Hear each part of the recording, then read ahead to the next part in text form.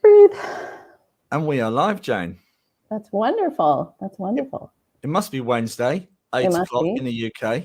It's 12 p.m. Midday and noon in Canada. And it's time for Spiritual Talk. Let's play our theme tune. It's the last one because we're starting season 5 next week. We are. Very exciting.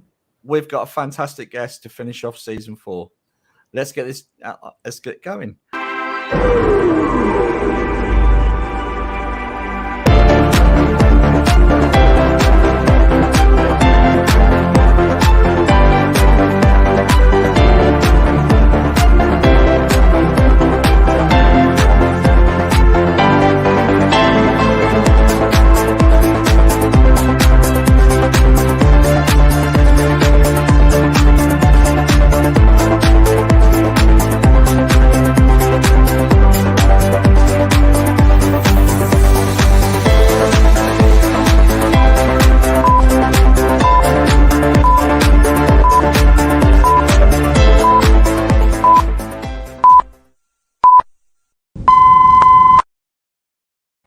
Hi everyone, it's great to be back. It's Wednesday.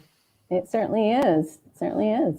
And it's great. It's great to be here. And it is the end of season 4, everybody. I don't know why I've got this light in my glasses. It's really reflecting. There you go. Sorry if that's putting people off. I've got this light coming off my phone.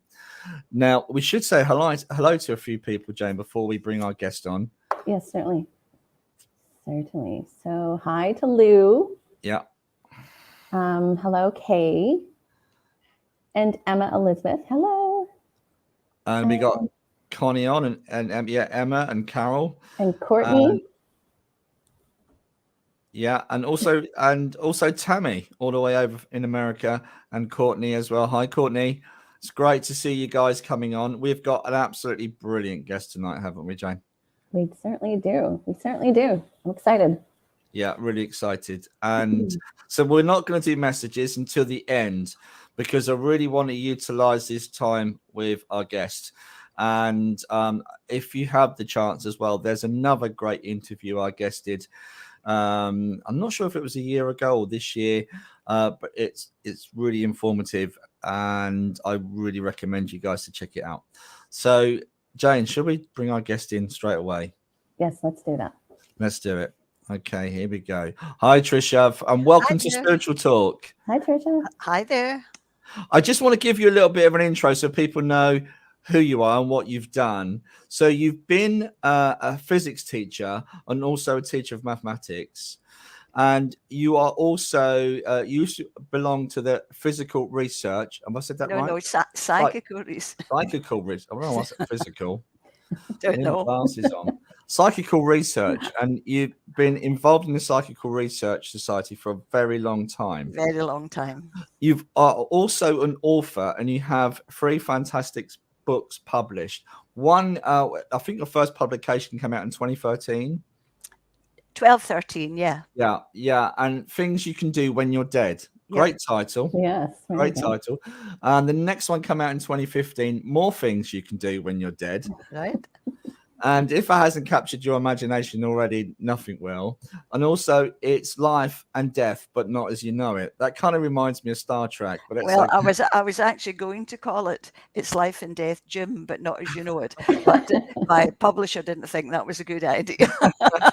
That's a great idea. I love it. Me too. So obviously, you've researched all things paranormal, from the physical, all sorts of levels. You've had so many different experiences. Can you tell us how you got into this, though? Yeah, everybody asks me that. You know, it's a very, very difficult question. As you know, I was a maths and physics teacher, not particularly interested in these things. And then for some reason, I still don't know, I found myself with a friend going into a spiritualist church.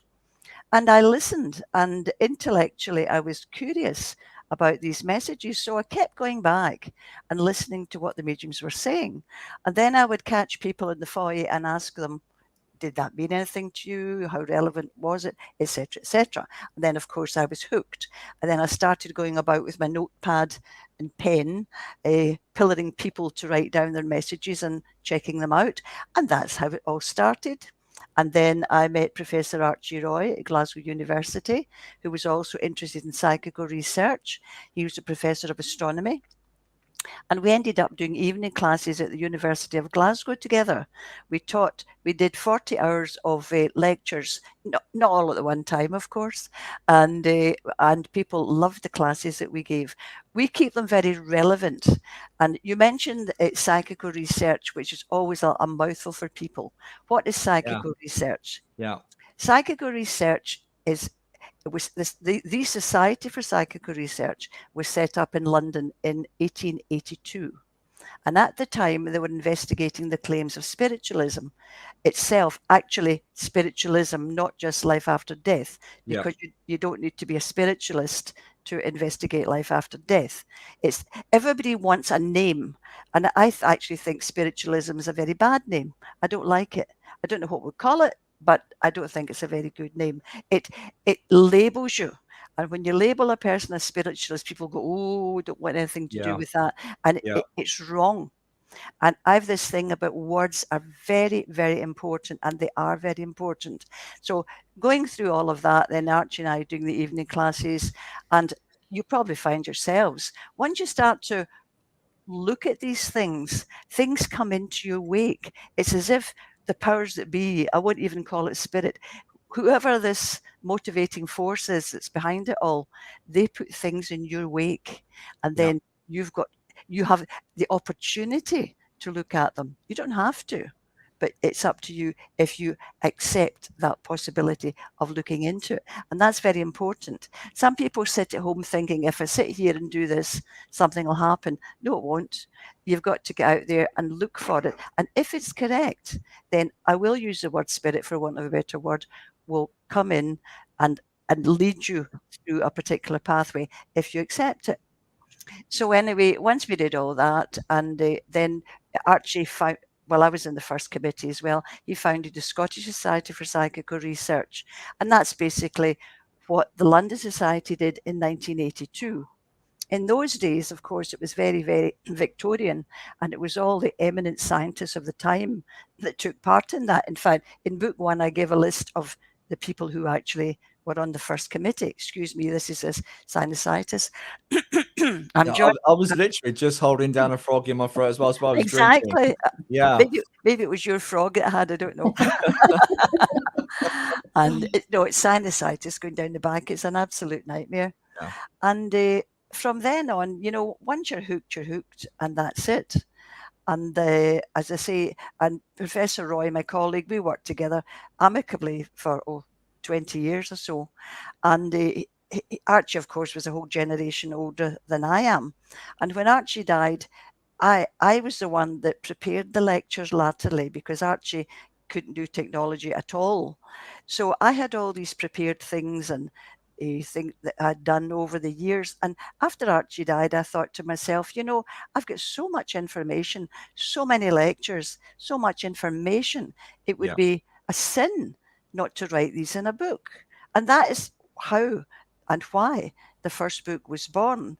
So it kind of wrote itself, because I had all the information there anyway. And then I thought, what's this book about? And who are my audience? Who's going to read this book? And then I reckon it was for the man in the street that didn't know anything about spiritualism and life after death at all. More life after death than spiritualism.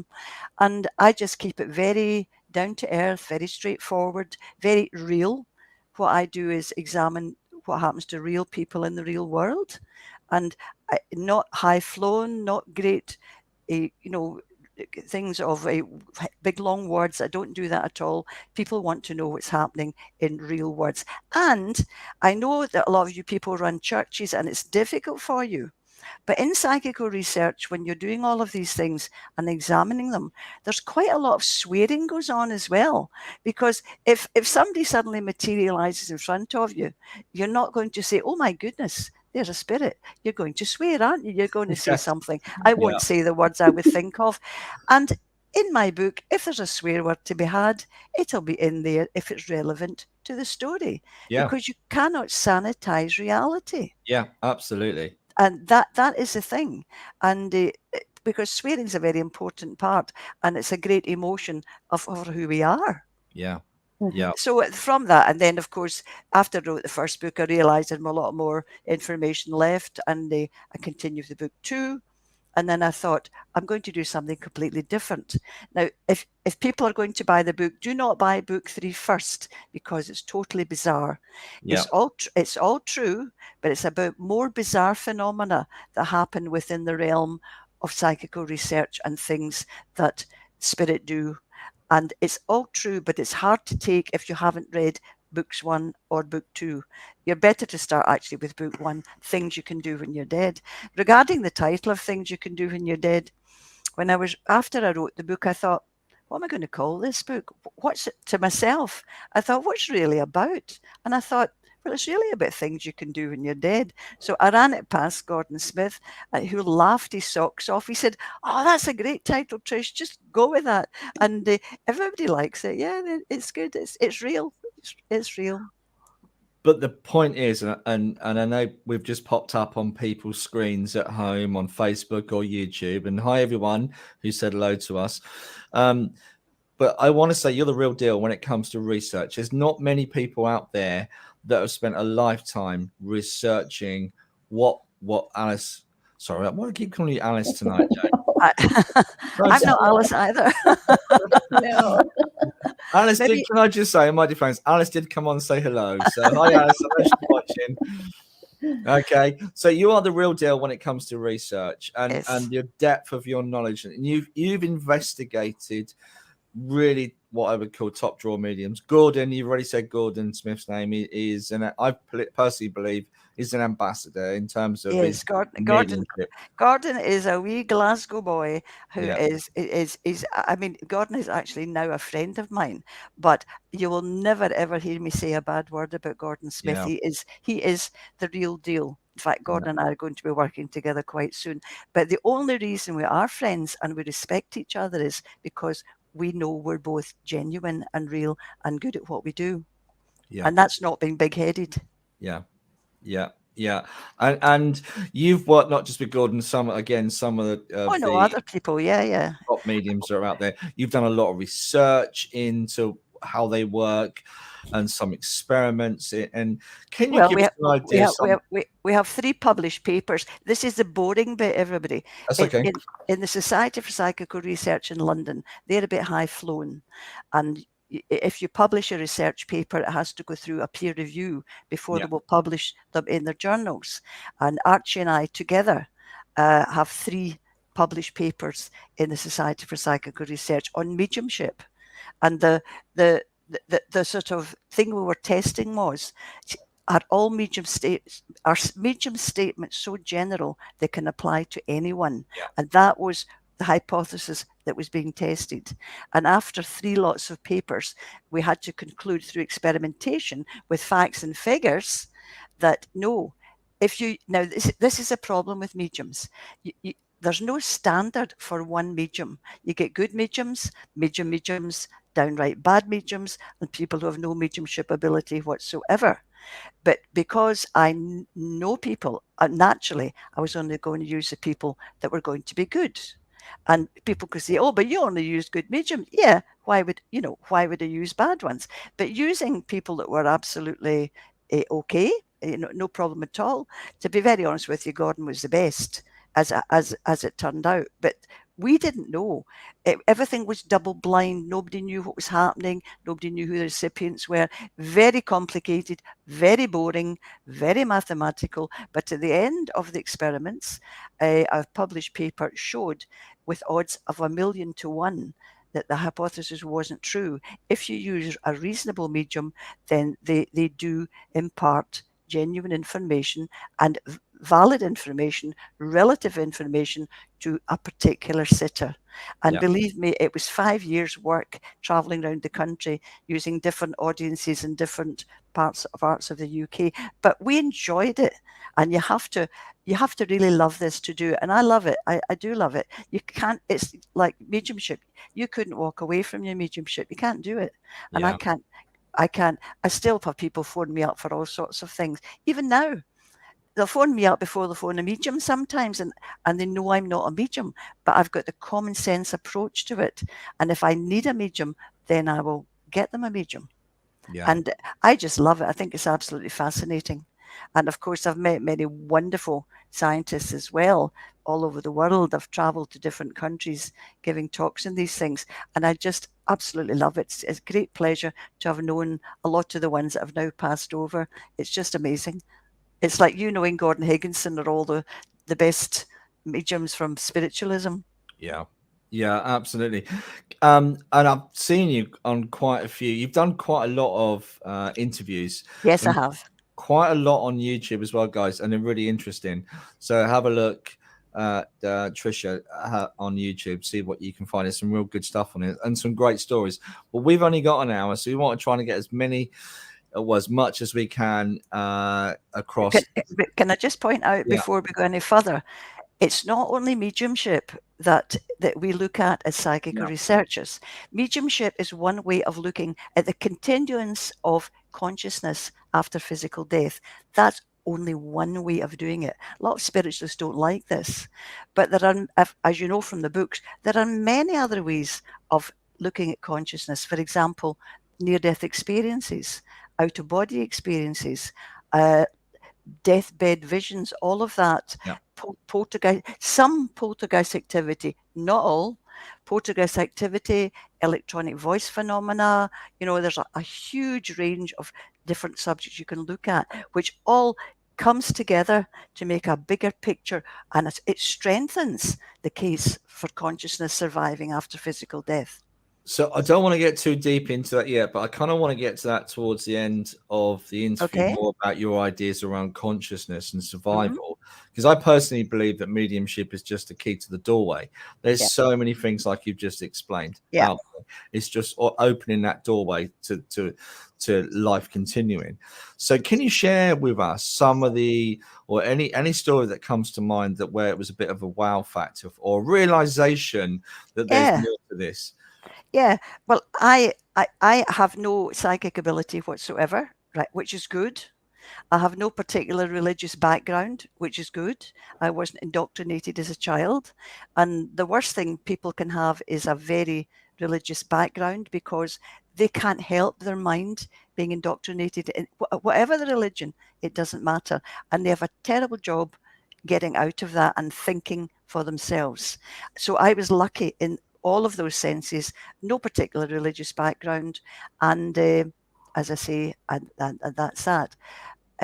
So my wow factor, I mean, I was investigating lots of things. I'd been investigating mediumship in all sorts of ways, been at poltergeist cases, which are, some can be very funny. There's lots of funny cases, all of these sort of things. But my first actual wow factor, when you know something is, for yourself, was when a woman approached me. I didn't know. She approached me in the church in Glasgow. And I knew from what she was saying that she wanted me to get a reading with a medium for her, because they all know I say I'm not a medium. Don't ask me for that. So anyway, it turned out that the woman's daughter had been murdered 6 months earlier. And I said to her, well, stop there. Tell me nothing. I didn't know this woman. She was from a different place. I said, I will. No, I didn't. That's not true. I said, what I want you to do is, I want you to put some articles belonging to your daughter in an envelope and bring it to me here. We'll meet again. Don't tell me what's in it. Seal the envelope, and I will take that envelope to different mediums, and we'll see if, because the murderer hadn't been found, we'll see if we can find out anything about your daughter and perhaps the murder. Of course, you can't promise anybody anything. None of you can. A medium can't promise anything. So maybe a week later or so, she appeared. She was a wee soul, the woman, in a more deprived area, shall we say, than I live, just putting it that way so you get a picture of it. So she brought me this brown envelope, and I can only describe it as lumpy. It was lumpy. You couldn't feel like a watch or a ring. It was just lumpy. So I said, okay, I can't promise you anything, but I'll take this to some mediums and we'll see if we can get anything from this. So I did go to a couple of other mediums who gave me bits and pieces, but there was nothing really you could hang your hat on. And then I decided to go to another medium that I knew, and I was able to go to this person's house, and I just plonked the envelope on the table and I said, can you tell me what you get from that? And the medium said, do I have to? The medium was smoking a cigarette. And actually like that. And do I have to? And I went, yes. So because they know me, they immediately grudgingly put their hand on the envelope, very grudgingly. And the second the hand was put on that, the medium looked up like that and said to me, I've got a girl here that was murdered. Of course, I just went, you don't speak. So obviously there's a good link there. And the medium went on to give me 29 pieces of information, specific, really specific, like the clothes. I mean, I didn't know about the murder. I hadn't seen it in the paper or anything. She's telling me that the clothes that she was reported she was wearing when she was found were all wrong. She described the clothes that she was wearing. She described her boyfriend's name, what happened, and all the rest of it. And of course, I have no clue if this is right or wrong. It could all have been a load of absolute rubbish. But I'm writing. In fact, it's actually, funnily enough, it's actually right here. I've got the notebook right beside me at the moment. Isn't that strange? Because I was looking out some old material. So, of course, I have no clue if this is right or wrong. So I obviously went home and wrote it out in a better form, in a tabulated form. And I made arrangements to go to the lady's house, which, of course, I'd never been to in my life before. And as soon as I walked in the door, I saw a photograph of a young lady on top of her television. And one of the pieces of information that the medium had given me was, she's telling me, my mother moved my photograph from the top of the mantelpiece to the top of the television today. So that was nothing, right? So I walked into the house and I saw this photograph on top of the television, and I said, "Oh, is that your daughter there?" She said, "Yes, I just moved her photograph there," and she named the day that I was with the medium. The pieces of information that I was given were absolutely outstanding. She misses her 3 cats. Now, how can you guess someone's got 3 cats? She lived in a cul-de-sac, one up on the right. She gave me the name of her boyfriend. I won't say. My boyfriend was the first one to know I had died, and he phoned my mum. And every single piece. Oh yeah, she described tattoos on her body, where they were, the colours, the shapes. Wow. All of that. I'm trying to think if there's anything major. Oh yeah, and the big one. I have never known in my life anybody that's been to jail. So the medium's talking to the girl. Oh, she's telling me she was in Contonville prison when she was young. And of course, I'm sitting there going, in my mind, I'm going, bloody hell, that's either right or it's wrong. There's no in between.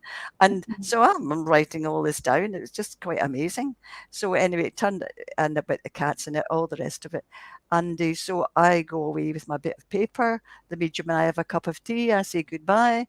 And then I went to the woman's house, I told you. Every single thing, everything, 3 cats, cul-de-sac, being Contonville prison. The boyfriend was the first to know she died. He phoned the mum. 29 pieces of information. It's all in the book. Were absolutely 100% correct. And when I was going through the list with the mother and she's confirming them, I'm sort of going, wow, in my head. That was my wow moment. This is certainly not a load of rubbish. Nobody could make this up. And because I did it myself, I knew it was absolutely genuine. And there's no way anyway, even if anybody had seen a newspaper, you would know all these details about tattoos and where she lived and all the rest of it. So that was my very first wow moment. Yeah, that was fantastic. Yeah, that's... What about poltergeist activity? Poltergeist activity, there's no such... There is poltergeist activity, but they often have different reasons behind it. Poltergeist activity can come from the people themselves. They don't know they're doing it. Or it can come from someone who'd passed over. And it once again, it comes down to what you think poltergeist activity is. Well, if we go to movement of objects, one of the funny ones, because there's humor in this as well, of course, as you know, as a medium. It was a young couple. It was Archie and I think I took Archie along to this one. A young couple with a young baby in a place just outside. I think it was Motherwell, somewhere outside Glasgow. And they were complaining about things moving in their house. And of course, people only call us when they're absolutely desperate. You know, Archie used to call us a psychic fire brigade. You know, that they've already gone through all the churches trying to find someone to come and bless the house, which doesn't really work in most cases. And anyway, we went in and we got the story. Now, when I went in, I noticed that the mother was very pale, very thin, very, very pale, and they had a 6-month-old baby. It was a kind of house that had an internal stair from the lounge. The stair went up. And when the baby's pram was at the bottom of that stair, the baby was 6 months old, the baby would look up and smile at somebody up the stair. They never bothered too much about that. And then they kept noticing that when they all went out, I mean, they were the only people in the house, they would come back and some ornaments would be moved, especially one that was in the hall. It was a little vase in the hall, but it was in a completely different place. Once again, they pretended it didn't happen until one night, the baby was in bed up the stair in its own cot. They were sitting at the fireplace, one on either side. And when people have children, they get far too many presents. And in the corner of this house was all toys for boys, little cars, fire engines, whole pile of toys, and one long string with a helium balloon on it at the top. So they were sitting watching the television, and suddenly they heard this noise like, and they looked over at the corner, and one of the cars had wound itself up and came right across the floor in front of them. Nice. They pretended it didn't happen, and then another one went, and another one came through. So they were quite spooked by this at this time. And then the pièce de résistance, they looked up at the helium balloon. Well, they couldn't help but look at it. And the helium balloon was on the string. The helium balloon started to go round and round, and it got faster, faster, and faster, and faster. And every time it did that, there was a flash of blue light came from the top of it. Boom, wow. Boom, like a blue spirit light. Well, that was too much for the husband. He ran up to his bed and pulled the covers over his head, leaving the mother. You know, he was a big guy too. He was a big 6'2", you know, but that was too much for him. So it was at that point, I think, they decided to bring us in. So anyway, we came in, and of course, everybody. It takes a while. You've got to be in a couple of hours to get the social surroundings and what's happening with the story. Yeah. So we got the story. So for some reason or other, now I'm trying to remember how I get into that, and I said, well, you know, has someone died recently? Yes, my mother died 2 months before my baby was born, and that was it. Click.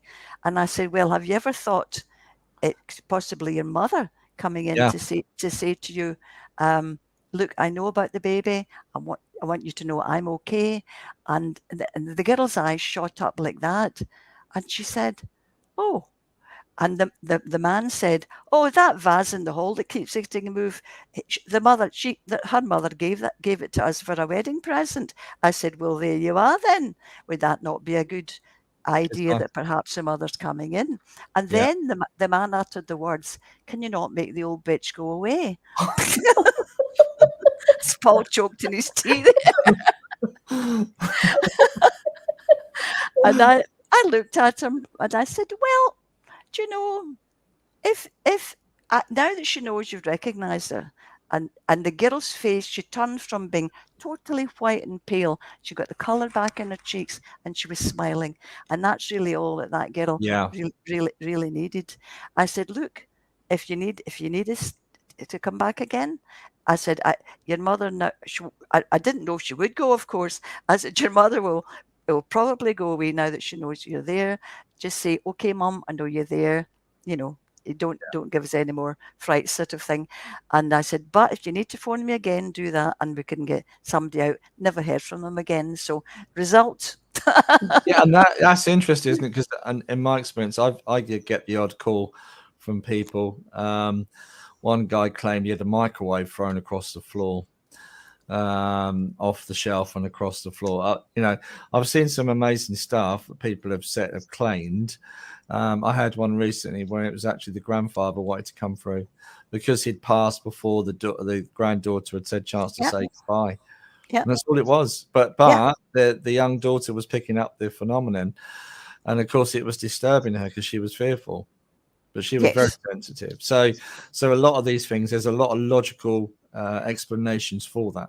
You've got to use a certain amount of logic, and you've got to see the whole situation. Yeah. If somebody came and told me that a microwave went across the floor, I would have to see that for myself or inquire into witnesses and all that sort of thing.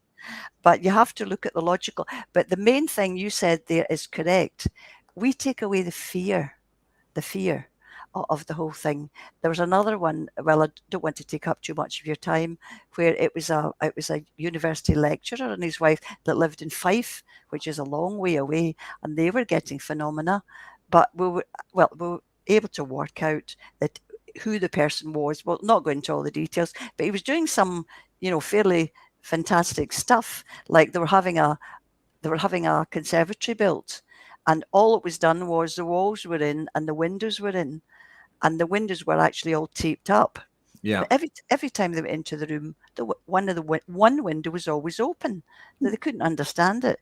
Anyway, putting all the other phenomena together, we worked out who this guy was, and everything was fine after that. It's just a lot of it is common sense. It really is. Yeah. And we take away the fear. People they're not doing that to hurt you. It's mostly people saying, hi, I'm still here. Yeah. Let me know. I'm fine. Yeah. Yeah. Yeah. And it's such an empowering thing from the other side for them to be able to say to their loved one, I'm okay. And they can see you in grief. And anyway, I'll shut up talking because Carol's got a question. Hi, Carol. How do you stand on channeling when someone gives information in another voice from a higher dimension? Well, channeling is a very American word, of course. It's not a word that we normally use, but I know exactly what you mean. Yes, I mean, you've got people like Leslie Flint and a lot of other people who are absolutely genuine, who could bring forward through their own self. Yeah, absolutely. I have seen that done by people going into trance and another voice coming through. Absolutely. Once again, you see, this is a problem. None of us have a real standard. None of us. I would love to have a standard where we could test people, but it's impossible because you get people who imagine they're channeling, and it could be their own imagination. There's more of that goes on than anything else. Yeah. But yes, certainly 100% there are people who can go into trance and channel other people, other voices, even music like Rosemary Brown, etc. Yes, absolutely. The power, we'll call it the spirit world, can come through and speak through the person they've selected if they want to. Yeah. Yeah.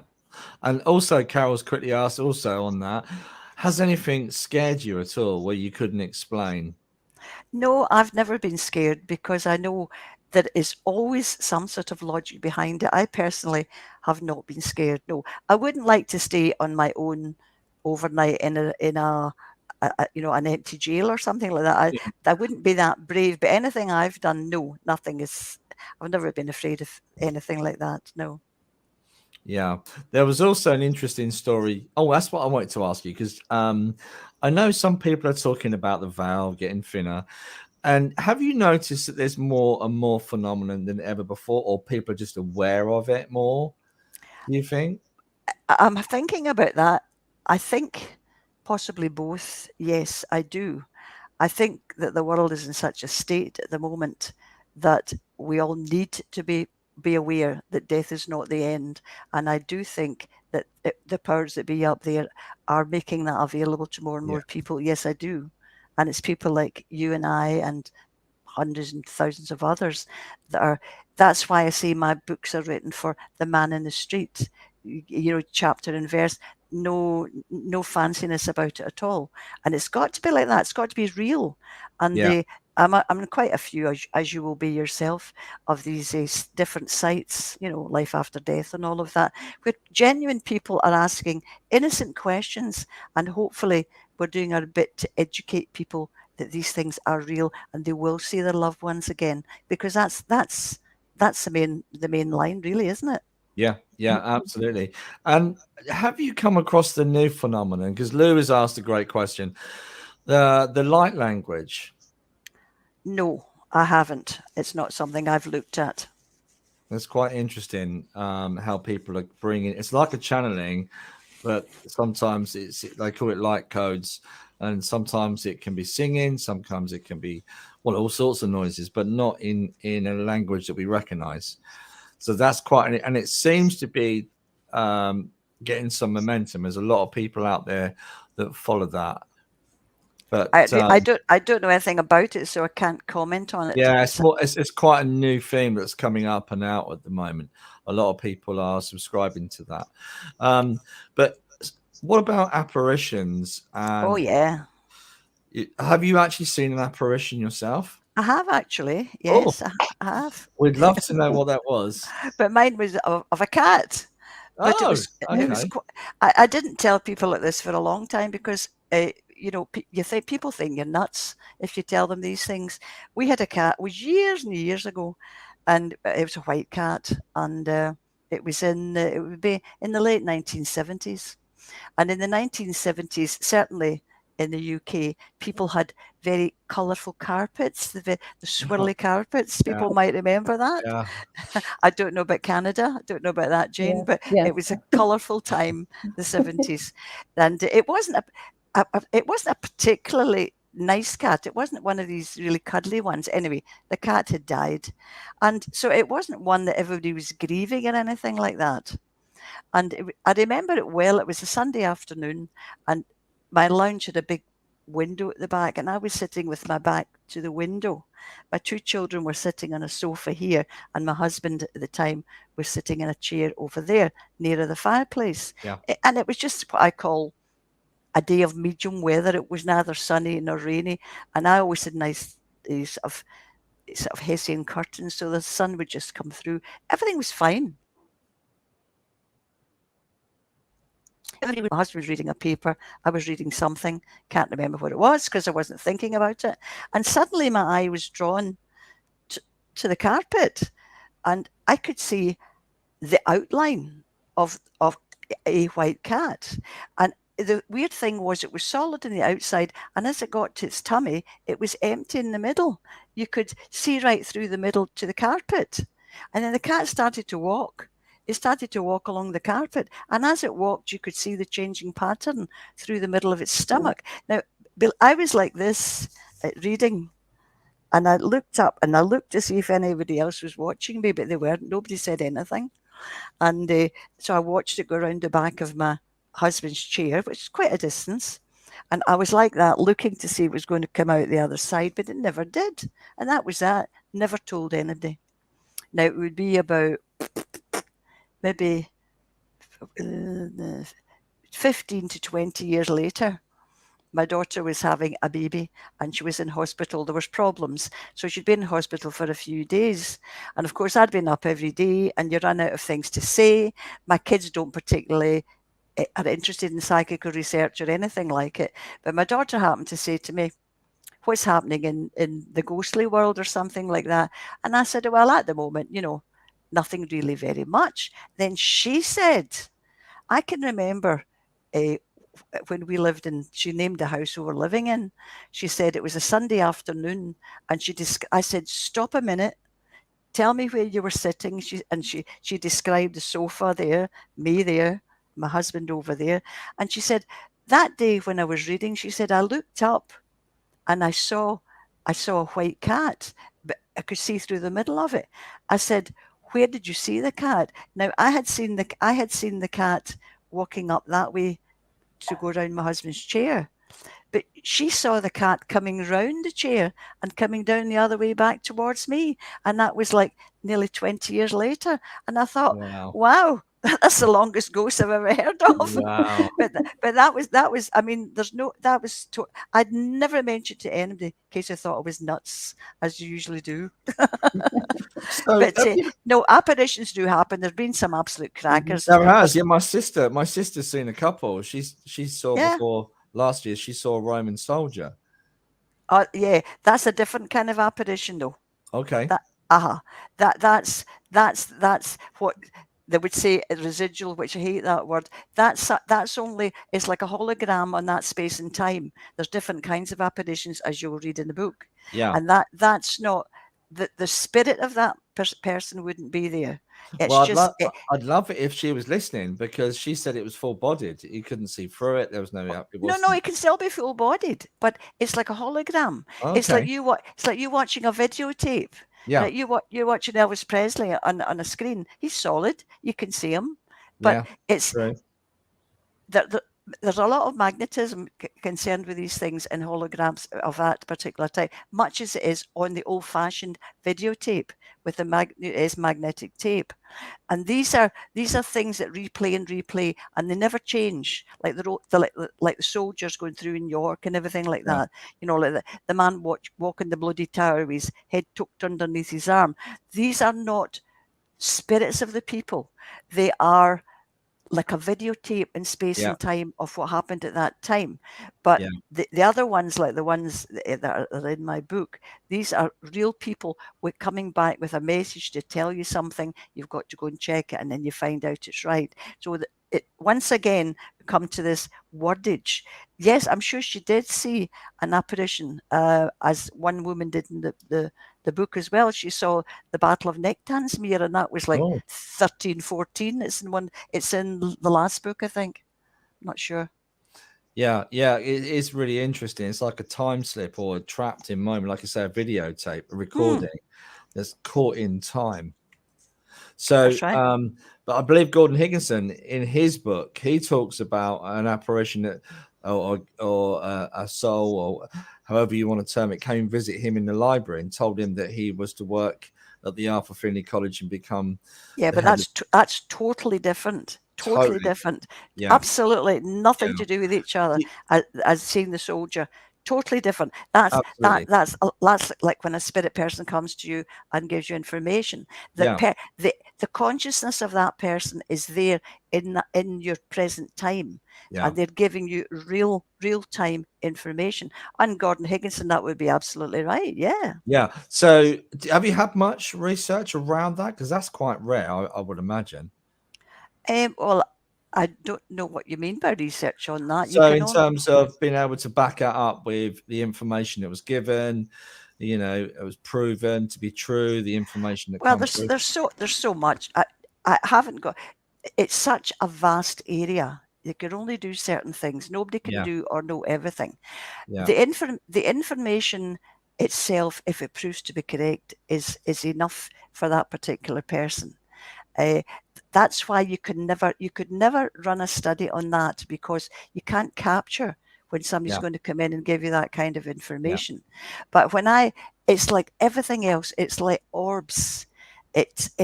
Everything depends on context.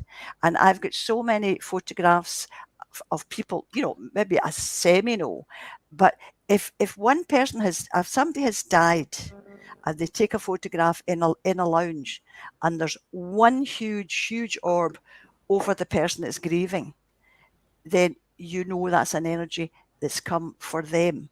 Whereas other things with orbs, they don't, and people see faces in orbs. There's no faces in orbs. An orb is a ball of energy. It's energy sent by the person in spirit, or on behalf of the person in spirit. Somebody has sent that to give you a little bit of solace. But everything depends on context. It's the same with readings. Yeah, absolutely. So what would you say to that? I mean, are you convinced that we live on? I am convinced that your consciousness continues after physical death. Absolutely. 100%. No doubt about it. And Archie Roy was eventually as well. He wouldn't admit it, but eventually he did. As I say, these things are like there's two kinds of proof in the world. Yeah. There's mathematical proof, where 2 and 2 will always be 4. 2 apples and 2 apples will always make 4 apples. And then you've got proof as in a courtroom, as in a court of law.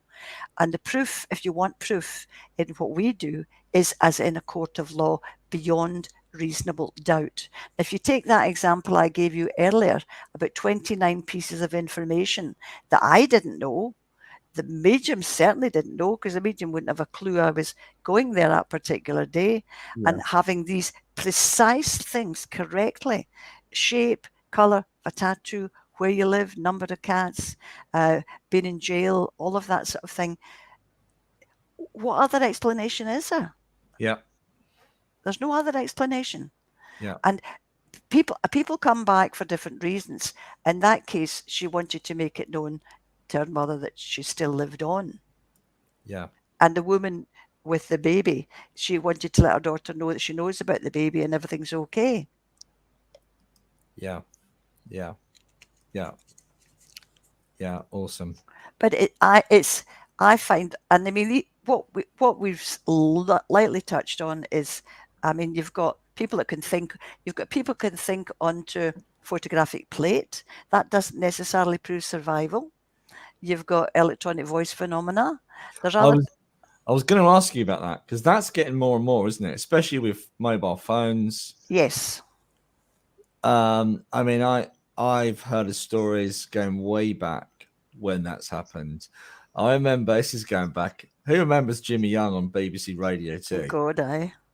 Yeah, me too. That's even before Ken Bruce, and I think Ken Bruce died now. 20 years, Ken. Yeah, it was. Now, I remember I was sitting with my father one day, and they were talking about mediumship and seeing ghosts and having an experience. And there was a gentleman that phoned in. Now, I don't know how true this is, but his story was he moved into a house, and he felt so unwelcome in this house. The gentleman that used to own it, that he felt the presence of the gentleman in the house wanted him out of the house. And then one day, him and his wife were watching the telly, and a face appeared over the TV, told him to get out of the house. This is my house. Now, true or not, that would be a very interesting experience. I could believe that's true. Yeah, it could be. Yeah, you can't say no. As Archie used to say, if someone comes to your door and says, you know, there's a white cat with purple and blue stripes in your back garden, the only way to find out is to go to the garden and see if there's a cat there, you know, with these things on them. You can't say it's not true. We can't say it is true, but such things do happen. There's a person in Australia just now who's doing things with mobile phones, and he claims to quite clearly get his friend that died quite often, and it's someone that I would actually believe, but I haven't investigated it, you know, correctly so far. And he says he can do it repeatedly, and of course you've got like. Well, there are a lot of people have told me stories, but stories in that line don't mean anything. There was one funny one, an old lady that I knew, Dorothy. She was a dyed-in-the-wool spiritualist. She was about 90. And I don't know if you know the medium Albert Best. He died. He was yeah. And we all kind of knew Albert Best. And one day her phone rang, and Dorothy said, "Hello." And he said, "Hello, Dorothy, it's Albert here." And he talked away to her, and she just went, "Oh, hello, Albert," you know, as if it was in the next room. "Oh, that's great, bye," and put the phone down. She just accepted that it actually was him. So you can't say these people are mad. You can't, unless David Fontana Professor Fontana claimed to get writing on his computer screen as well. I've never had. See, I'm not particularly psychic, so these kind of things probably wouldn't happen to me. Yeah, there's people who sharing their experiences. Eddie said, "I live on a ground that has a 1,300-year history. I often see dark figures rise from the ground. They aren't aware of me, and I don't feel any fright." Well, that's really good. Well, that's exactly right, Eddie, and nor should you, because they're not really there. It's not that this. It's like a videotape, a hologram videotape of what happened there. Was there anything happened on that ground? Do you know if it was a battle there or anything, Eddie? Yeah, I mean, I used to work when I first left school a little place called Marks and Spencer's that some of you might have heard of. I was in the warehouse, and I remember where I lived in Bury St Edmunds at the time, and it was known for its abbey and the tunnels, and obviously what happened when Henry VIII decided that he wanted to change get rid of the Catholics and go around killing all the monks. They built a lot of tunnels and the infrastructure to escape the King Henry VIII soldiers. And there was a few reports. I shouldn't have probably named the place, but the monks being seen in the cellars coming through the cellar wall. It was bricked up, but a few people had seen them. The problem is, though, when you do have these experiences, you can't help it. You've got fight or flight. It's within us, you know. And the first thing we do is fear what we don't know. That's right. So when we see these apparitions, or you know, it can be quite fearful. It does give people that, you know, oh my gosh, and we go into a touch of Hollywood.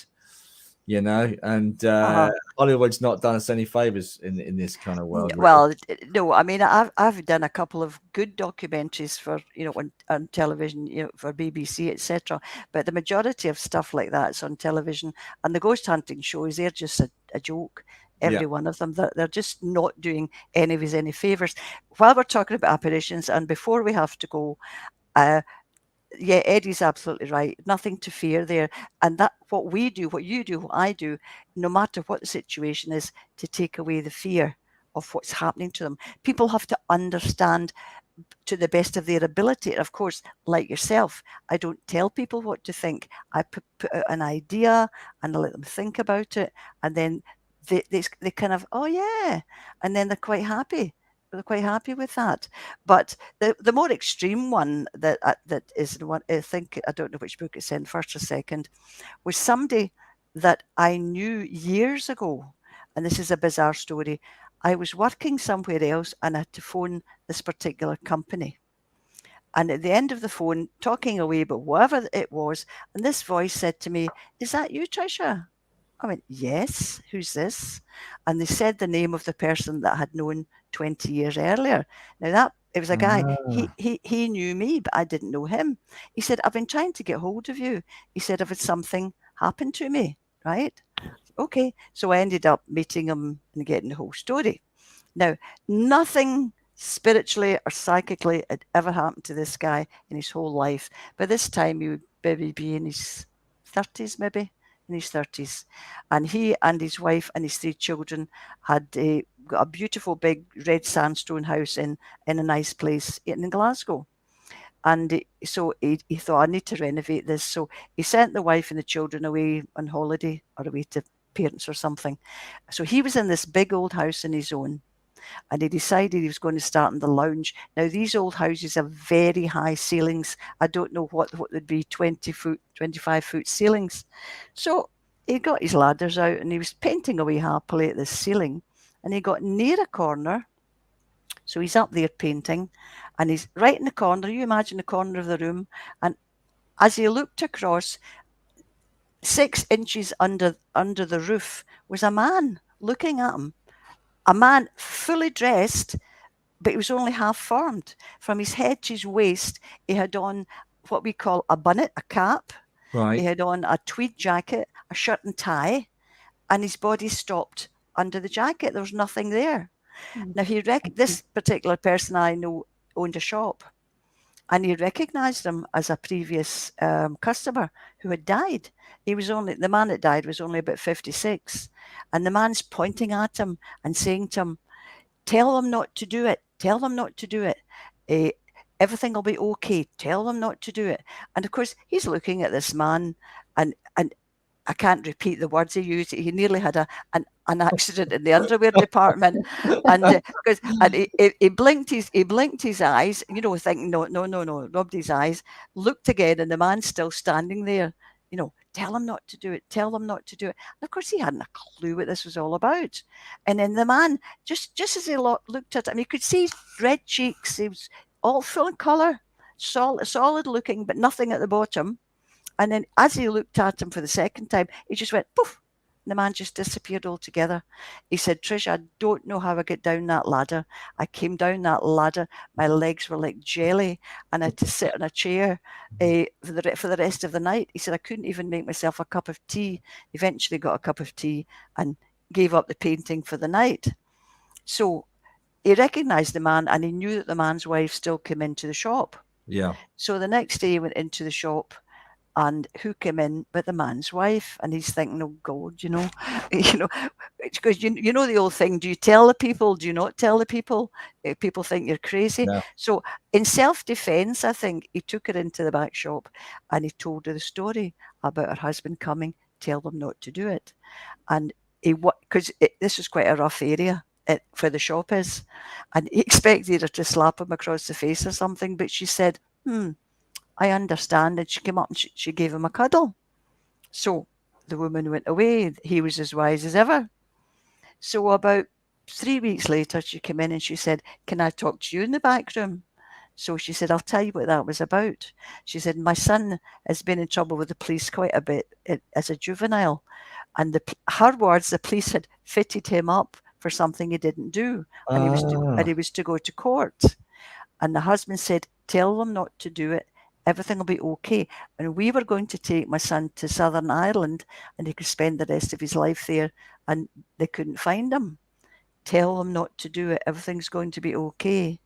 So when they got to court, she said the magistrate or the judge, whoever it was, read all the charges and that, and said, no, case admonished, case dismissed, and the boy was able to get on with his own life here.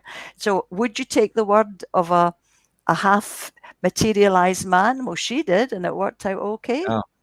But but I tell you, but my friend never did anything like it before, and thankfully, he's never did anything like it, because that person. Here we go with the motivation, intention, and just where you are. How it all joins together. And fortunately, he did not want that to happen again. But I take it he managed to finish. He never ever got back in touch with me to say that anything else had ever happened. But these things happen to real people in real life. And if that person in the spirit world has got the motivation to come to you, they'll do everything they can to let you know. So he's obviously 6 years later, he's still watching what's going on with his family. Do you think, this is more of a technical question in terms of how they connect and come through, do you think it is possible for them all to come through, or do you think the soul itself, the consciousness, actually kind of transcends or rises above a point of coming through? Does that make sense? I think there'll be a point where the consciousness will grow and grow, where to be quite nasty, they won't want to come through, because they all say we're living in a dense area here where we are. And as they go, and it'll depend on many things. It'll depend on the growth of some people. Of course, when they die, they can move on, but they don't, because they want to hold themselves down to the earth's vibration. It depends entirely on the person that died. It depends on their will, on their motivation. Some people might need a bit of healing when they get over, can't come over for a while. And it's so big that you cannot give one answer. But I personally believe, no evidence for it, that there will come a time that you will, your consciousness will just go to higher. And you will be able to help people there, and the people lower down to you, because it's a top down, it's a feed down situation. You've got, I call it the gold light of love, if you want to call it that, at the top, that comes through. But I was told once, I can't remember, that there is a personal love for each person. I mean, people use the word Christ consciousness, but they don't necessarily mean Jesus Christ. But there's a thing, they call it the Christ consciousness, which rather for it, I don't know why, but that words again are bad. The highest consciousness filters down. But I've been told there is a concern for each and every one of us. We all have that person above us. We might not even know them, who are looking after us. Your own spirit guide, but your guardian angel. But they can't interfere in your life, but they can help you, and it's up to you to decide which way you're going to go. But some people reject it. You get a lot of people who have been criminals, etc., and they have a near-death experience. And when they come back from a near-death experience, they realize the error of their ways. And many of them go on to help other people. And that's real growth. Yeah. God knows, I don't even want to think where I'll end up, but we'll not worry about that just now. So was you an atheist when you first started your research? Did you have any kind of faith or belief system? No, I told you at the beginning, no, I thought it was a lot of rubbish. So what a journey you have been on, Tricia. Amazing stories and information and knowledge. You have had such a really interesting story, because you even worked on that famous case of that young boy who remembered. Oh yeah, the Bada boy. Yeah. I very much worked on that, and do you know, I still keep in touch with the mother, and I mean, I know what the boy looks like now. There was so much reality. Back to my word reality again in that. And I mean, when that kid was, as soon as he could talk, once again, it wasn't the best place to live that they lived. I'm not saying it was rough, but it wasn't the best place. Yeah. And he used to say when he could speak, he's an older brother, 13 months older than him, and he was fine.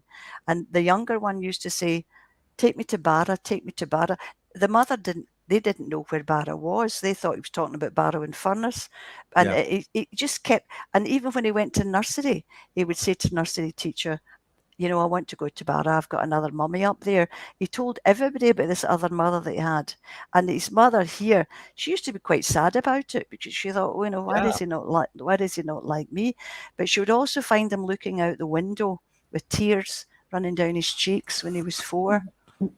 And she would say, what's wrong? Oh, I can say his name because it's in the book. What's wrong, Cameron?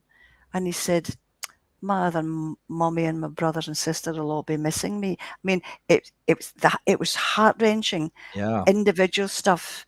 But on the funny side, one day the next door neighbour came chopping at her door. I want a word with you. What? Now, this little boy at 4 played with her little boy of 4. I think his name was Aaron. And anyway, the 2 young ones were climbing up walls and, you know, dangerously. And so the other mother went and gave them a row. And Aaron said, it's all right, Mummy. He said, if we fall off the wall and die, Cameron says we can come back again. She was not amused. Yeah, I bet. But the kid was so sincere. And so even if you see the documentary, they're on the aeroplane.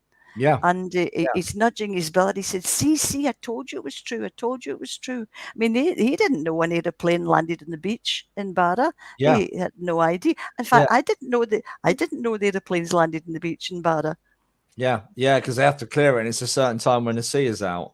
I have no idea. I'd really have not been. I watched a documentary on it. It was really fascinating. Yeah, but when you talk to the people and you see the genuineness of the kids' emotion and everything like that, you can't make that up. You cannot make that up.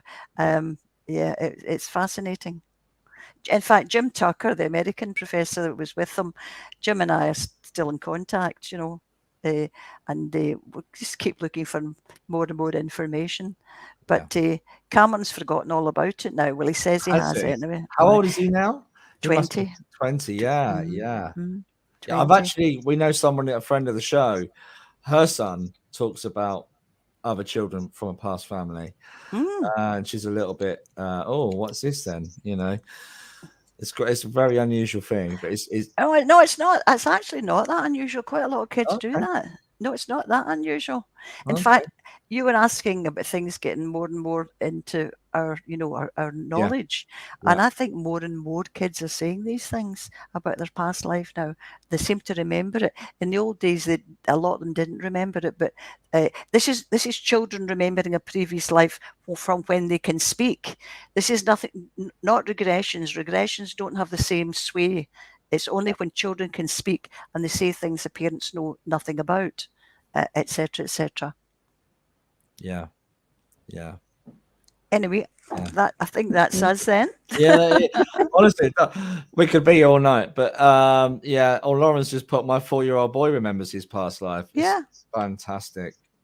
And the thing is, not that person that said that, is just go along with it. Don't tell him he's wrong.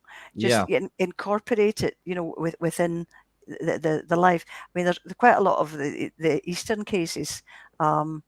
are documented very much so by Professor Ian Stevenson. There's 3,000 cases of children who remember a previous life, which have been verified by Professor Ian Stevenson in the University of Virginia. That it's not as uncommon as you think. But it's hard, and I did know another medium actually, that she said when she was a child, she used to stand at the window crying, saying to her mother, I want to go home. And then mother would say, but you are home. She went, no, not this home, the one I was in before. Yeah. But it would be hard to deal with. But if it happens, just deal with it and say, I can't remember who said this quote. You might remember. Someone said, we are the custodians of our children. Yeah. We're here to see them through this life, on their way through. And that's a great way. And if a child comes to you like that person, then you've been given the privilege of having this child to see through this life and help him or her grow to we'll call, I hate the word higher vibration, but you know what I mean, to a better understanding that this life is certainly not everything. I think if people really truly believe that, the world would be a better place. Oh, it would. But when you get fanatical religions of all kinds, that's never going to happen. Yeah. No. Such a shame. It's such a shame. I know. Such a shame. But Tricia Robertson, thank you so much. And just quickly, guys, where can we get your books, Tricia? They are Amazon. Yeah, I'm just going to quickly put your. If you want, just Google Tricia J Robertson. And Google it, and it'll come up, and it'll give you the link. I've just put your email, your address on there as well. Yeah, people can see it. We could probably put a link, an Amazon link, on our Facebook page. Yes, please. Yeah, please. That would be great. Oh yeah. Before you go, Tricia, can you see the comments on the right-hand side of your screen? No, I can't see anything. No, that's okay. It's my turn this week, guys. So I'll get Jane. You can pick me a winner. All right. Not now. We'll do it towards the end. We'll do it towards the end, Jane. All right. All right. Yep. Sounds good. So that's our time. Thank you so much. You're going to flip me off the chair like I am. Yeah. You will, not me. I'm nice. Well, thank you for joining us so much, and we'll see you. Well. Welcome. We'd love to have you back on and talk more about this. Well, the thing is, if you want to pick a topic, like one topic, like anything, materialization, reincarnation, whatever, we could spend time on one particular thing. Sounds good. We asked the guys in our spiritual talk group, is there a specific subject, and we can get you back on when you're free. That would be awesome. Great. Thank you. I've enjoyed it. Thank you very much. Thank you so much. Take care. Bye, everybody. Bye-bye. Bye. I feel so bad doing that. It does feel like Graham Norton in the red chair. I haven't got the lever, though, so I can't do it. Oh, I'm glad you do it, not me. Yeah, people are saying, yes, bring her back on. Yes, fantastic. So it's been absolutely brilliant. So now, guys, we're going to do some mediumship. We're going to connect to the spirit world. And Jane and I are going to work. You're going to work in a slightly different way today, aren't we, Jane? We are, yes. So yeah, go on. No, I was just going to say how we do it. So because I work differently, I work with the angels and the spirit guides. And I prefer questions.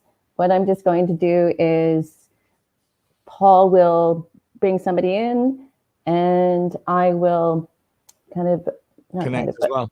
Thank you. Double link time. Tandem. So really We're going to work in tandem. So, guys, we do need your interaction now. I've shared the link on my page, Jane's page, Alice's page, Sparkle of Light, and also YouTube as well. So if you can come on, that would be great. That would be fantastic. All right. So I'm just going to connect. Jane, can you take the messages for me? Yes. Yeah, sorry guys. Also, there was comments about spammer. We couldn't see the spammer, but if you're sitting at home and you get messages saying please send me money or a small donation for a reading, please just block those kind of people. They are spammers. All right. So sorry if you get that, but unfortunately, Facebook is absolutely loaded with it. So I'm going to connect with the spirit world and see where we go. Okay. And I never pre-link before I. Sometimes they'll come in and sit with me, but I try not to pre-link. I try to go straight from the off from right now. Okay. I know I've got Mum with me because I'm being told Mum's with me. I know she would have been. Oh, thank you, straight away, straight in there. And she wouldn't mess around. She's just straight at me. Okay. She's given me the May birthday that connects to her. Also the 9th. I believe the 9th is a different month, but she's given me the number 9 and also the May birthday. Also, well, that sounds like an unusual name. She's trying to give me what sounds like either Myrtle or Meryl. The name Myrtle or Meryl that connects to her. Also, Paul, your voice keeps changing. And people can't seem to see the link. Okay, I'll repost it. I'll just repost it quickly. I know I've got Mum in the spirit. I know she would have been a lady that would suffer with the cold because she's talking about always feeling cold, especially. I know she was ill 6 months, at least 6 months before her passing, because she talks about, thank you. And also the March birthday as well. She's trying to give me the March birthday that connects to family. Thank you, Sandra, for sharing. She keeps shouting mum at me. I know she would have passed with cancer because she's making me aware of cancer. Also, do you know what? Okay. She keeps trying to give me this. I thought it was Myrtle. I believe it sounds more like Meredith as well. It's an unusual name she's trying to give me.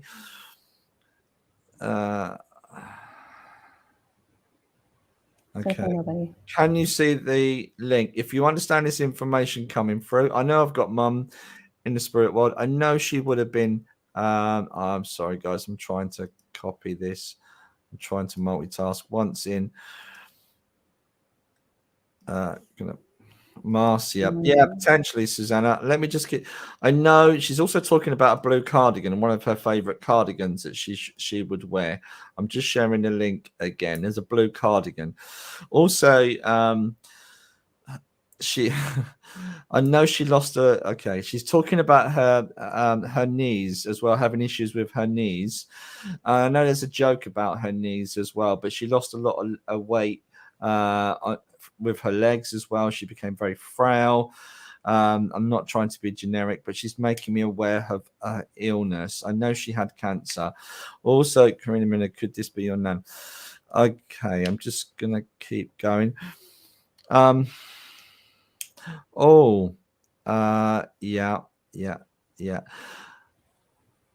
She's given me a song as well that connects to her.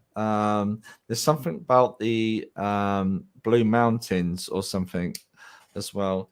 Muriel, yeah, it's Emma. Hi, Emma. Yeah, it's similar. Absolutely. That's kind of how I'm feeling with this. It's an unusual name. I know this particular lady. I know she's yes. Yeah, I know she there would be mountains. She would see there's hills around her as well, because I can see the memories of hills. She's got a great sense of humor, this lady. Blue Moon. There was blue in it as well. But she would see mountains. It's my grandmother. Okay. Bear with us, Emma and Suzanne. I'm just going to give you some more information. Do you understand the May birthday she's trying to give me as well that connects? The May birthday. Also, there's sounds. She's trying to give me another unusual first name. It sounds like Jed or Jeremiah or something like this. Jed. And also the name Dan as well. She's trying to connect me to. Mine in May. Okay. Would you understand the 19th as well? She's trying to give me the 19th, around the 18th, 19th. We have two people though, Emma and Suzanne, that are with you. Okay. Do you understand this? She's given me driving down a road and she could see the mountains in the distance and she would love this. This is a memory link she's trying to give me. Also, I know that one of you has lost a set of keys because she's talking about finding your keys. I can't take May, then it might not be for you. Her birthday is October the 19th. Boom. Do you understand losing some keys, Suzanne? Can you come in? We can get on. We can give you a nice message from this lady. I know she's mum though, because she's telling me she's mum. Also, she would have liked the peace and quiet. She would have liked the stillness. She would like to have time to herself. She was quite contented of spending time to herself. Also, she's trying to give me the name, what sounds a bit like Brian. Let me try. Great stuff. Okay. Yeah. Sorry, Emma. I thought, okay, I've got to give you the information that's coming in. Okay. You getting anything else on this, Jane? I am just, as soon as you said peace and quiet, I became very, very cold. My hands are very cold. Yeah. And it's toasty warm in here. And I have a very slight headache. Very slight. Yeah. Yeah. And it's enough to notice. Yeah. Yeah. This lady has real grace and manners about the way she conducted herself. Always put her best foot forward. It's really important that we give this her. Why am I doing that?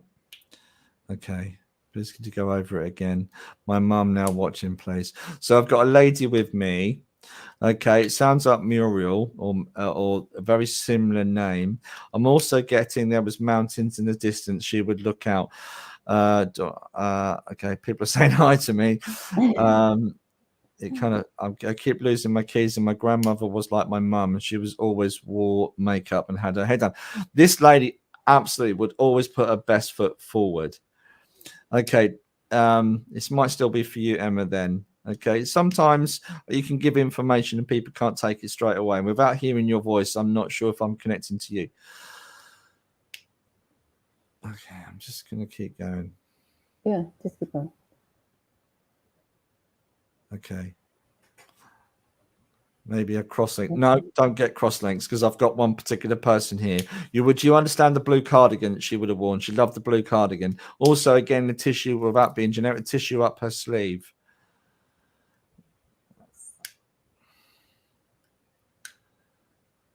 And yeah, and again, I know she's talking about you losing keys and house keys and car keys. Keep losing keys everywhere. Could it be Emma then? Potentially. Quite, yeah. Can you come in as well, Emma? I know Suzanne's trying to come in. Can you come in as well? That will be great. Sounds like my nan Rhonda. Yes, always a hanky. Can't seem to get in today. Okay, up her sleeve. Guys, can you? That'd be great if you could jump in so you can understand this information. I know there's an anniversary coming up. She's given me the anniversary that's coming up very soon, and I believe it's passing. She's also given me what sounds like the name Brian that connects into that, and also David in the family as well. David is quite strong in the family. I feel that's either she had breast cancer. Okay. As soon as you said David, I got like almost like a shot of pain going through my head. As soon as you said David. Okay. There's also been somebody here she's talking about David, her son. David, her son. Okay. Would you also understand, Suzanne? There's somebody here taking injections for pain or a kind of pain relief as well. Try YouTube to get in. Yeah, there's somebody here having injections done. Would you also understand with Mum that she had problems with her blood thinning as well? So I'm just trying to paste in. So I really want to bring her love through. I really want to connect her to you.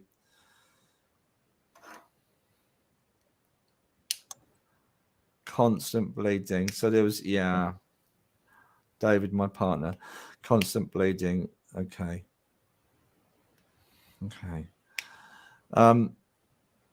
I know this lady could cook as well. She was a really good cook and baking as well, because she's showing me oven gloves on. I've got a tin. There's a baking tray.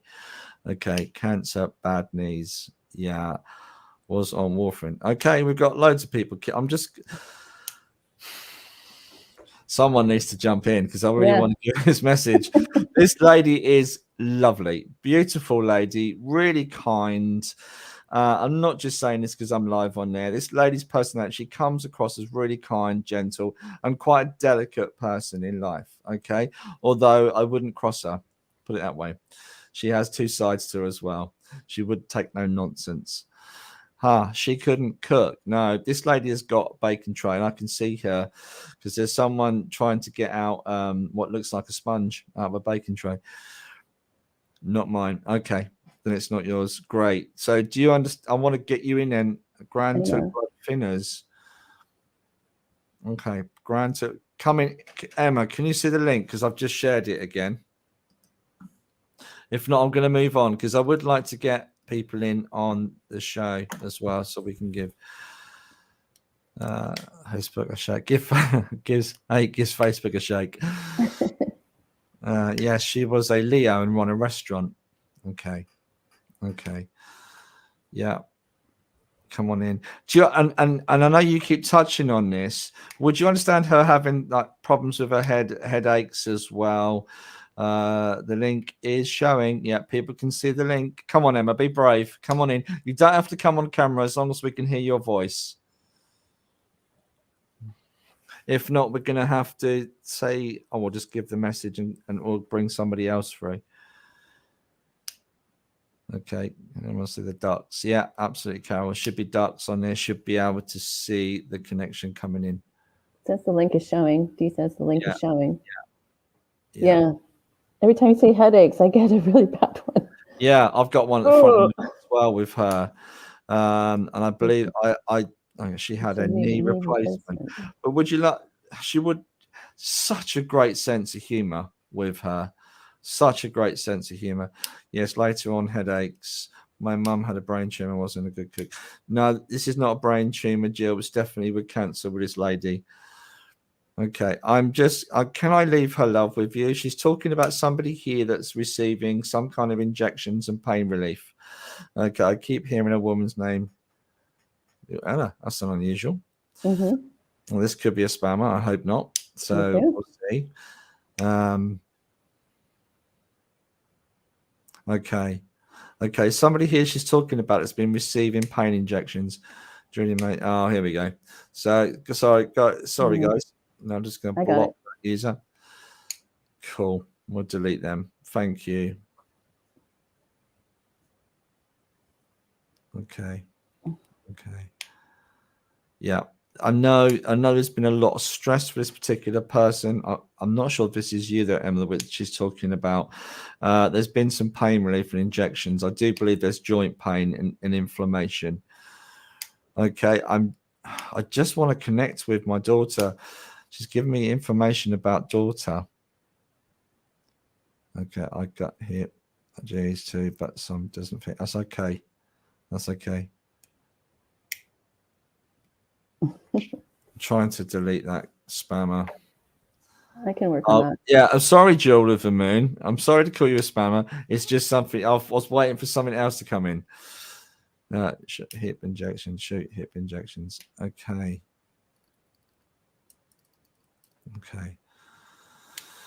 Oh, I'm frustrated because we can't get you on, Suzanne, and Emma's not coming on. All right, can I just leave your her love with you because she's talking about some of the pain that you're going through, and it's a difficult time in this moment. And again, I need to give this information. Yeah, hip injection. And she knows you're in a lot of pain and discomfort at the moment. She just wanted to be around you and connect with you. My grandma's bell. She suffered my mother and her daughter was her 19th of May. She didn't have cancer. Her husband did. Okay. We could be here all night throwing curveballs. Unless people can come in, I can then connect with you. So I'm going to leave her love with you. I'm going to try. Should I do one more, guys? Yes, please. I need you guys. If you want to come in, let me know. We could do this another way, We could try bringing loads of people in and just bringing in a connection for people. We could do it that way. Your face, Jen, was a picture. No, because I find that when a lot of people come in, I personally find it's more confusing. Oh, okay. But you're the boss. I'm not the boss. Don't put me in charge. We'll be in trouble. Let's try it your way then. Okay, right here. Okay, I've just literally heard her call the name Emma. I do believe this is for you, Emma. I really do think this is for you. There's somebody around you that's having injections for pain. Okay, and there's issues. There's issues here with joint pain, and I don't think it's just hip. I do think it's like somebody has got a medical issue more than like a hip. There's more stuff going on there. Okay, like an arthritic condition. That's how she makes me feel. But they've run down as well. But I just heard the name Emma, so I believe this is definitely. Yeah, she's definitely trying to come through to give you a message. I know you've been under a lot of stress at the moment. I have put the link on here, Emma. Sorry, Sally, so you can see the link about a few thousand times. I'm going to do it once more. There you go, guys. There you go. It should be on there. You should be able to see this. Okay. Yeah. Okay. Massive energy here with this link as well with this lady, because she's talking about not to worry, everything's going to be okay. And she's talking about within a 3-month period. So I'm going to leave her love with you guys and go on to another one. So, so Carol's jumped on. What the heck? Hi, Carol. I can feel her energy with you. Absolutely. Hi, Carol. Hi, Carol. Hi. How you doing? Fine. Not too bad. You said anyone could jump on and you could link in. I was wondering if there was anybody there for me to at the moment. Oh, well, that's interesting. We could do that. So there you go. Careful what you ask for. I've called people out now. So if people want to jump on, we'll just wait then. If people want to jump in, come and jump in, and we'll see if we can get a link. We'll do it that way. Sally's in. Hi, Sally. Hiya. Hiya. So we're just opening it up, get people in so we can get the energy going. Nice. Mexican one.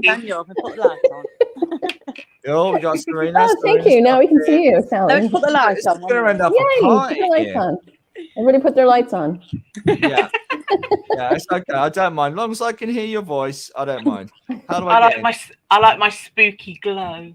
The link isn't there. I can assure you guys the link is definitely there. I'm going to look out for the duck.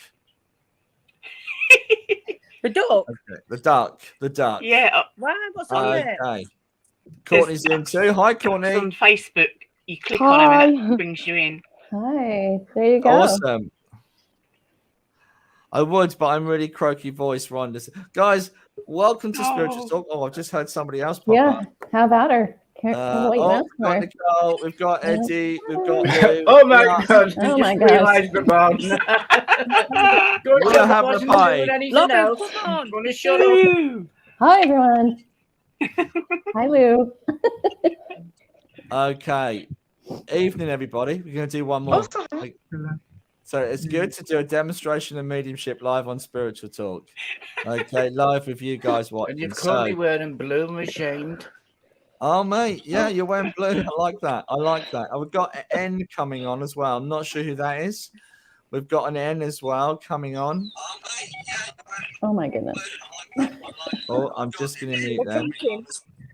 Oh, God. I've just muted them so we can't hear them feeding back. Not sure who the N is.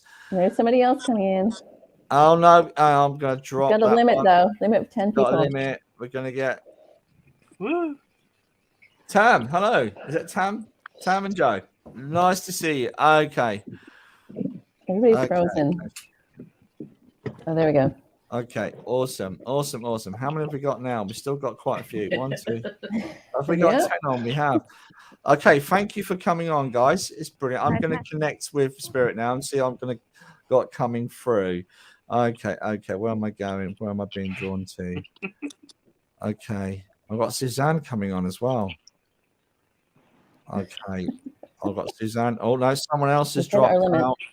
People keep dropping out. I'm so sorry, guys. I think you can only get 10. Yeah, I can only get 10. Yeah. So if you're in the background, I'm so sorry. I'm just going to keep going. Right, I need to focus. I'll leave you, Jane, to sort this rabble out. All right. I didn't create this mess. I said no. You're like, I'll just do it anyway. So we'll be talking after the show, Jane. I'll take it. I'm going to be in trouble. In Okay. the naughty cupboard. Okay, here we go. I've got another mum coming in from the spirit world. I'm so sorry if you're in the background. I can't get you any more in. Loads of people are piling in. Okay, I've got mum coming in. I've got another mum coming in here. Okay, where am I going with this? I'm not sure where I'm going. I've got another one that would have passed with cancer. She's telling me she would have passed with cancer as well. Also, there was a dog as well, and there was a problem with her dog. She's talking about the dog and the what I'm looking like. She's talking about a little white Scottish Terrier type dog. Do you understand this, guys? I've got mum coming through here, but I don't think it's her dog. She's talking about somebody else's dog is in spirit with her. It's like a little white Scottish Terrier. I can take all but the cancer. But you know what my mum looks like. Yeah. Yeah. Okay. No, so I'm getting the cancer with her, but it was an unusual cancer. I do feel it was more to do with the blood. Does this make sense, Lou? Yes, me. Okay, it's more to do with the blood. Okay. Also, this is okay. Now I keep hearing Emma with this link, so it might be for you. It might be for Sally as well, because you guys, I know that you guys are sisters. Yeah. Okay, because I can feel her connecting with Emma. I wasn't sure if that was Katrina. I can't see. Yeah, she's here. Okay, so I know mum's in the spirit world. She's trying to give me the month of May. There's an anniversary coming up soon. May. She's giving me May. I'm going into the early part of May as well. And I know it's an anniversary. It's not a death and it's not a birthday. It's definitely an anniversary. She's talking about the anniversary in May. Do you understand this? Also, the dog. She's got the dog, the Scotty dog, the white Scotty dog. Do you understand this, Lou? No, Chris had a poodle, white poodle. Well, to me, it looks like a white Scottish Terrier. And also, there was a problem with its collar as well, she was telling me. I don't know why I'm getting the dog today. But she's talking there was a problem with the throat of the dog. There was an issue with the dog's throat. Do you understand that? No. And I keep on hearing the name Emma that connects to this. I'm just going to keep going then. There's also talk of a new baby coming into the family as well. Mum's giving me the new baby that's coming into the family. Yeah, I can take that one. Yeah. You can take that. Good. Yeah. Also, and I know, okay. I feel like I'm coming to you now, Sally, because I know about the hospital visits as well. But she's talking not just you, there's others. And I believe this is around Emma. Would you understand this? Because I don't know this information. I know I've read for you before, Sally, but she's talking about I got information about going to hospital. Yeah, I have. Yeah. Jane, do you want to add something on this as well? No, I'm just stuck on the dog. No, because when you said something wrong with the throat, I heard collapsed trachea. Yeah, there is something going on with the collar. There was something wrong with the collar. It was too tight. It was choking it. It was doing something wrong. There was something wrong. It wasn't cruelty. There was no cruelty going on. There was just something going on with it. Internal. Yeah, absolutely. And so here's somebody not in the studio. I could take a white Scottish dog. She said, there you go. Okay, I don't know. Okay, that's coming from comments. Okay. Says my dog has a throat issue, passed away 2 weeks ago.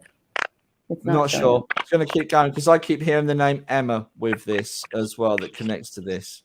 So I actually feel like I'm going to Sally and Lou and Emma. I know you guys are sisters. Okay. Yeah. I know. Okay. There is this 10-year anniversary coming up as well. She's talking about this 10-year anniversary. You guys do know this. Also, know there's a okay. There was a gentleman that passed. She's talking about the gentleman that passed that you would have cared for as well. Talking about helping him. Also, he was dehydrated. Mum talks about. I don't know who's making that noise, guys. I'm just going to mute you. If you're not in the studio, guys, I'm just going to mute you. If you're not in the studio, can you mute yourself, if that's okay? If you're in, I should say. I'm just going to mute some of you so I can. That's it. Awesome. Do you understand this, Lou? I believe she's talking about dad and dehydration, having problems with fluid intake. Do you understand this? He was a bit unconscious when he died. So, yeah, no, I can't take that because she's talking about helping someone who had, again, I keep hearing Emma with this, and I know she was helping this gentleman with water and sips of water and keeping him hydrated. Emma's a carer, isn't she? Yeah, she is a carer. Okay. Also, it sounds like the name Henry as well. We had this, didn't we have this before? Harry or Henry? We know a Harry. Okay. You understand him being in the spirit world, though? Yeah. Good. Also, the April birthday Mum's trying to get. She wants to acknowledge the April birthday. Also, the 21st. 21st of April? Yeah. It's the 19th of April. Oh, I don't like that. Would you take 21st as another birthday as the 21st? When's Evan's cell? And also, she's talking about Michael as well. She's shouting Michael. You brought Michael. Oh, you broke up then. You've mentioned a Michael before. Yeah, I have. Yeah. And I know he was a younger man because she's talking about the younger man that passed into the spirit world quite early. I want to say he's in his 30s or 40s, no later than 40. I don't know the Michael, but you brought him up before. Okay. Well, he's in his spirit world and he keeps trying to come through for you. Okay, because I've got him again. It's connecting to your mum as well. Also, the name Joseph as well. Mum's giving me a Joe. The Joe she's trying to give me. I can hear again. You do know this. Yeah. I know there's a young boy in the spirit world because she's giving me the young boy in the spirit world as well. That's what she's talking about. And the Joe connects to the young boy in the spirit world. I'm unsure about that. Yeah. Do you understand this, Sally? Because you keep shaking your head. Okay. All right. I'm going to leave their love with you. Do you want to give some more, Jane, on this? Because you look like you're... No, I'm wondering if that message is for me because you've also mentioned Michael to me. I know who Joseph is, and he was young when he died, and you've brought him through last time. Okay, maybe I shouldn't have had everyone come into the room. Maybe I should just one at a time. Not saying anything. Not saying anything like that. I know I've got Emma's mum with me because I can feel her. Also, forgive me for saying this. There's someone that's having problems with their weight at the moment, Mum's telling me. And this is to do with Lou, Sally, and Emma. Who's having the problems with the weight? Not happy with themselves. Not happy with it. Who's going to own this? Do you want me to yeah, okay, because they're not happy with the weight at the moment. They're not liking what Mum's coming through with so much encouragement and support around that. I know there's a hospital visit coming up in May because she wants to reassure you that there's a hospital visit coming up in the May which will put your mind at rest. Okay. Yeah, good. Do you understand that, Lou? Okay. Yeah. Also, okay. I know. Oh, the River Trent is near you, isn't it, guys? Yeah. Yeah. Okay. She's talking about walks along the Trent, and okay. Also, you would understand the Brian in the spirit world as well, please. Yeah. Okay. Yeah. She's giving me that. Also, see, Dad is over there. I know Dad is over in the spirit world. I don't know why, but he's taking me fishing. He's pretty much doing what he used to do what he wanted to do when he wanted to do it. You'd understand that. Yeah. Yeah. But there's fishing. He's off fishing at the moment, Mum's saying. He's off fishing. All right. Okay. And there is this dog. I need to give you this dog. Okay. My mum had lots of dogs. My mum had lots of dogs. Yeah, there's also someone you know that has lost this, like a terrier, white terrier type, Scotty terrier type dog that had the problem. Oh, that was Uncle Harry's white terrier dog. Right, there we go. Mentioned Harry, yeah. We got there in the end. Yeah. Because Mum's got him and Mum's looking after him. Yeah, Mum used to have him every so often. Yeah. Because I've just heard I won't forget to feed him. So No. all right, can I leave their love with you, please? Yes, darling. Okay. I've also got another man in the spirit world. Again, I'm connecting to the David and the Joe. And I've got the younger man in the spirit world that would have died, I want to say early 20s. He's making me aware he was quite young, but I'm getting the name Joe. Does this link to you, Tam? I don't know if you can hear me. Let me put you off mute. Yeah, my son's Joe. Okay. Would you understand someone is coming up for some kind of passing out or achievement in the family? Is talking about a brother that's coming up for some kind of achievement. Do you understand this? Yeah. I need to turn you up because you're really low. Can you hear me all right? Yeah, let me get off my beats. Okay. Turn it up a little bit. Now, he would have given his brother, I'm not sure if it's his brother or actually a friend, but it's like a brother. But he's talking about this gentleman that he has achieved more than what he ever felt he would achieve. Do you understand that? His brother, yes. Yeah. And he's calling him a little squirt. He's not being particularly complimentary to him. Oh. That would have been his banter. He would have said stuff like that to his brother. Okay. I also, because I see him tripping him up as well and things like that, on the way to school and doing stuff like that, just giving him a hard time. Can you tell him, my brother, that I'm so proud of him? Yes, I will. I'm so proud of him. Okay, forgive me. This young man, people are dropping out. My screen is moving, that's all. Would you understand? Okay. Would you understand he got into trouble? Yeah. Okay, he's actually saying sorry for the trouble he caused you and some of the worry that he caused you. Okay, there is quite an unusual J, like a Jeremiah or J is trying to give me. I know it connects to his dad, and they're in the spirit world. Not dad, but they are. This gentleman is in the spirit world. I know it's a grandfather figure. Jim. Yeah, no, Jim. No, it's too. No, it's too. It's a bit. It's kind of biblical. I can feel this power with this gentleman as well as it comes in. It's like a Jeremiah or something like that. It's an unusual. It's a biblical name. It's a really old-fashioned name. I have to think on that one. Yeah, please do. Also, that he used to. I'm not sure if he was a Jehovah's Witness. Actually, there was a gentleman. Your son is talking about this gentleman. It was like a minister or like a Jehovah's Witness. It used to walk around people's houses and preach. And he used to come to the house. Yeah, I've had Jehovah's Witnesses come to the house, but I'm not the name. I don't know. Okay. Well, he's talking. I know because I do believe you would know of this. And there was some allegations as well. I don't know why your son's being controversial. He's put me right on the spot live. Okay, there was some controversy around this as well. I know he wouldn't have liked the gentleman, but I know now he's in the spirit world. Do you understand this? That's something I have to think about. Yeah. Okay. We can maybe do this off air because it's quite controversial as he's talking about it. All right. Can I leave his love with you? Because again, he's doing his usual. I'm in, I'm gone. And he's around and about. He has no time for nothing. He's just all over the place. You'd understand that. Yeah. And he's just so much high energy as well. So much high energy to give.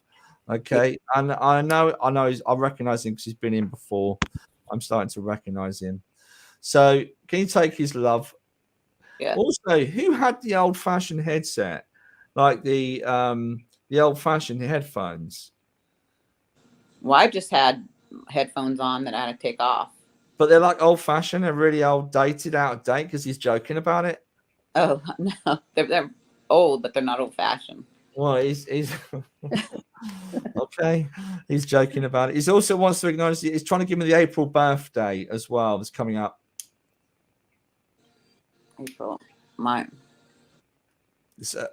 grandpa. Okay. I'm going to leave his love with you. He's another one that's gone fishing. Yes. He's another one that's gone fishing and loving the fishing. Yes. There seems to be a theme of fishing tonight. I'll leave his lovely. Jane, did you want to add to that? Nope. No, I've put you on the spot in the audience. All right.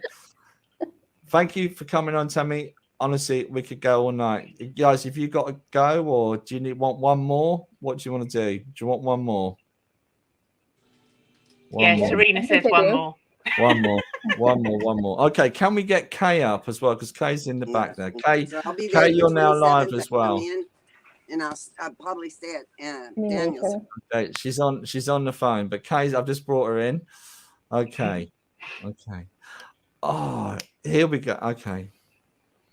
I've got okay, this lady describes her daughter as an English rose. Okay, I've got a mother and a grandmother coming in from the spirit world. I know also she keeps showing me I believe where there's a church. She keeps taking me to this church with a square.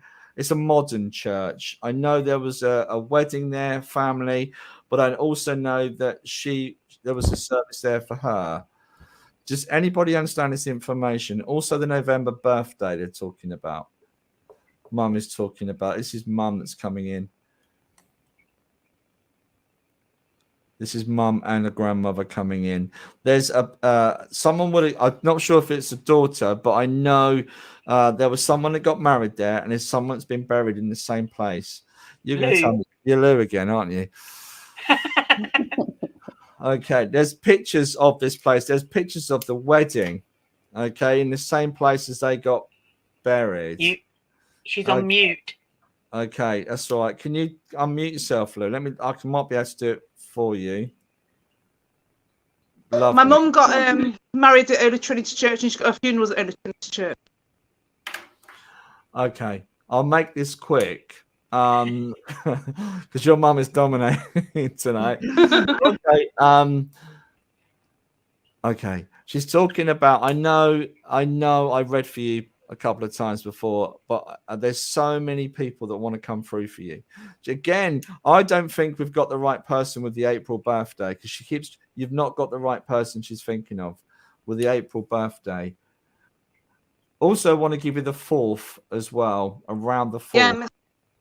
What, 4th April? Yeah, around the 4th. No, July 4th. No, can't take that. No, definitely not. And when they come back in twice, and it has happened to me before, it's because I haven't got it right the first time, there's something else I want to say. Okay. Also, okay, Sally's not on anymore, is she? No. There is good news. Someone's moving house, and it's either Sally or Emma. Someone's been wanting to move, and there is good news about movement around the house. Okay. Do you understand the Lucy as well? She's shouting at me. Yeah, Lucy. Aunt Lucy. Okay. Again, spirit side. Yeah. Yeah. Okay.